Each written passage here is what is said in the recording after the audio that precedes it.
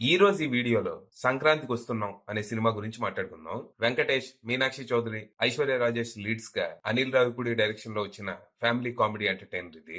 ఈ cinema story ఏంటి, దీని మీద నా ఒపీనియన్ ఏంటనేది ఇప్పుడు తెలుసుకుందాం పదండి. ముందుగా ఈ సినిమా స్టోరీ ఏంటంటే, ఈ సినిమాలో మన హీరో వైడి రాజు ఒకప్పుడు పెద్ద ఎన్కౌంటర్ స్పెషలిస్ట్ గా ఉండేవాడు. ఈ సొసైటీని భ్రష్టు పట్టిస్తున్న క్రిమినల్స్ అందరినీ ఏరిపారేస్తూ సిటీని క్లీన్ చేస్తూ ఉంటాడు. ఇక మన రాజు ఈ సొసైటీకి చేస్తున్న మంచిని గుర్తించి మానవ హక్కుల సంఘం వాళ్ళు తన మీద కేసులు వేస్తూ తనని సస్పెండ్ చేస్తూ ఉంటారు. దాంతో తనని డ్యూటీ చేయనివ్వటం లేదని రాజుకు విసుగొచ్చేస్తది. కోపంతో పోలీస్ జాబ్ వదిలేసి వెళ్లిపోతాడు. తర్వాత భాగ్యలక్ష్మి అనే అమ్మాయిని పెళ్లి చేసుకుని నలుగురు పిల్లల్ని గని ఇల్లరికం అల్లుడిగా ఓ పల్లెటూరులో సెటిల్ అయిపోతాడు. కానీ కొన్నాళ్లకి మళ్ళీ గవర్నమెంట్ కి రాజు అవసరం వస్తది. ఓ టాప్ సీక్రెట్ రెస్క్యూ మిషన్ కోసం ఏకంగా సీఎంఏ మన రాజు హెల్ప్ అడుగుతాడు. ఈ మిషన్ లో తనకి హెల్ప్ గా ఉండటానికి మీనాక్షి అనే పోలీస్ ఆఫీసర్ వస్తది. అయితే రాజుకి మీనాక్షికి హిస్టరీ ఉంటది. వీళ్ళిద్దరూ ఎక్స్ లవర్స్ అన్నమాట. దాంతో తన మొగుడికి మళ్ళీ పాత జ్ఞాపకాలు గుర్తొచ్చి హిస్టరీ రిపీట్ అవుద్దేమోనని భాగ్యలక్ష్మి కూడా ఈ మిషన్ లో జాయిన్ అవుద్ది. అలా ఈ ముగ్గురు ఇంకొంతమందితో కలిసి ఈ రెస్క్యూ మిషన్ స్టార్ట్ చేస్తారు. మరి తర్వాత ఏం జరిగింది? ఆ టాప్ సీక్రెట్ రెస్క్యూ మిషన్ ఏంటి? గవర్నమెంట్ ఎవరికీ తెలియకుండా ఈ మిషన్ ఎందుకు చేస్తోంది? దీనికోసం సీఎం గారు ప్రత్యేకంగా మన రాజునే ఎందుకు అపాయింట్ చేశారు?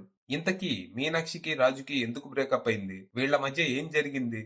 వీళ్ల ప్రేమ కథ తెలిసాక భాగ్యలక్ష్మి ఎలా రియాక్ట్ అయింది? ఈ మిషన్ లో తను ఏం చేసింది అనేది మీరు సినిమా చూసి తెలుసుకోవాలి.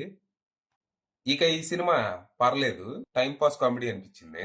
ఈ సినిమా కథలో అంగుళం కూడా లాజిక్ ఉండదు. అలాగే స్క్రీన్ ప్లే కూడా ఒక ఫ్లోలో కాకుండా ఓ అరిగిపోయిన టెంప్లెట్ ఫాలో అవుతది. కాకపోతే స్టోరీ స్క్రీన్ ప్లే వీక్ గా ఉన్నా most of the comedy workout అవడంతో మరీ అంత ఇబ్బంది ఏం అనిపించలేదు. ఈ సినిమా ఫస్ట్ హాఫ్ చాలా సరదాగా సాగిపోద్ది. ఓ అందమైన పల్లెటూరు, అక్కడ మన హీరో తన భార్య, పిల్లలు, అత్తామామలతో హ్యాపీగా లైఫ్ ఎంజాయ్ చేస్తూ ఉంటాడు. ఇక్కడ వెంకటేష్ కి, ఐశ్వర్య రాజేష్ కి మధ్య వచ్చే సీన్స్ చాలా బాగా వర్కౌట్ అయినాయి. అలాగే వీళ్ళ పెద్ద కొడుకైన బుల్లిరాజు క్యారెక్టర్ కూడా అదిరిపోయింది. తనకి వెంకటేష్ కి మధ్య వచ్చే సీన్స్ హిల్లేరియస్ గా ఉంటాయి. ఇక ఎప్పుడైతే ఇంపార్టెంట్ మిషన్ కోసం మీనాక్షి ఆ ఊరికి వస్తుందో అక్కడి నుంచి అసలు కథ మొదలవుద్ది. ఇక్కడ వచ్చే ఫ్లాష్ బ్యాక్ ఎపిసోడ్ కూడా ఆకట్టుకుంటది. ఇక దీని తర్వాత నుంచి సినిమా అంతా ఇంట్లో ఇల్లాలు, వంటింట్లో ప్రియురాలు టైప్ లో సాగిపోద్ది. భాగ్యలక్ష్మి, మీనాక్షిల మధ్య నలిగిపోతూ మన రాజు ఈ మిషన్ ని పూర్తి చేయటమే మిగిలిన సినిమా. ఈ ప్రాసెస్ లో ఏం చేసైనా ఆడియన్స్ ని నవ్వించడమే టార్గెట్ గా పెట్టుకుని ఏదేదో చేస్తూ ఉంటారు.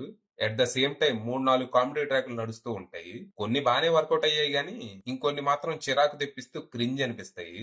ఇక క్లైమాక్స్ కూడా రొటీన్ రొట్ట అనేలా ముగుస్తుంది. ఇక్కడేదో మంచి మెసేజ్ ఇద్దామని ట్రై చేశారు గానీ అది ఆడియన్స్ కి ఎక్కే అవకాశం తక్కువే. మొత్తంగా సినిమా అయ్యాక ఓకే, సరదాగా కాసేపు టైం పాస్ అనుకుంటూ థియేటర్ నుంచి బయటకు వచ్చాను. ఇక పర్ఫార్మెన్స్ విషయానికి వస్తే వెంకటేష్ గారికి ఇది టైలర్ మేడ్ రోల్ అని చెప్పొచ్చు. తను ఇదే క్యారెక్టర్ ని ఎన్నిసార్లు ప్లే చేసినా మనకి మాత్రం బోర్ కొట్టదు.